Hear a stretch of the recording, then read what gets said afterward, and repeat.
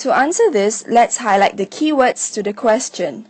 The bakery sold 200 tins of cookies in January. The manager expects sales to increase by 10% per month. Now, there are three parts to this question. Part A is asking for the number of tins sold in February. Part B is asking for March. And Part C will be asking for the next 2 months, which simply means February plus March. Now, let's start off with Part A. Now, to find out the number of tins of cookies sold in February, we need to start off with January.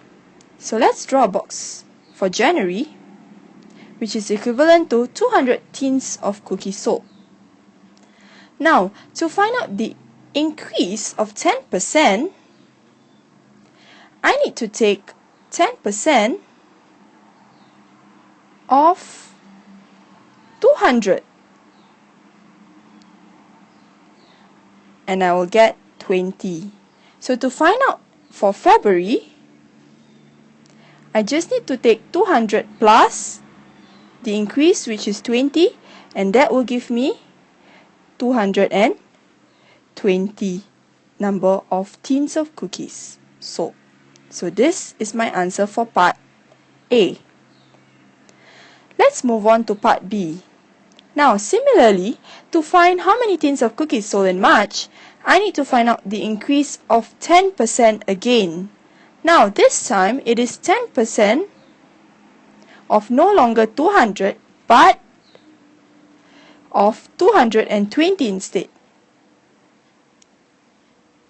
So, I will get 22 number of tins of cookies. So, to find out the number of tins of cookies sold in March, I'll just have to add on 220 plus 22, which will give me 242. And that will answer my question for Part B. Let's move on to Part C. Now, you have to understand Part C is asking for the next 2 months, which is the same as February plus March. So let's take the number of tins of cookies sold in February and March and add them up all together.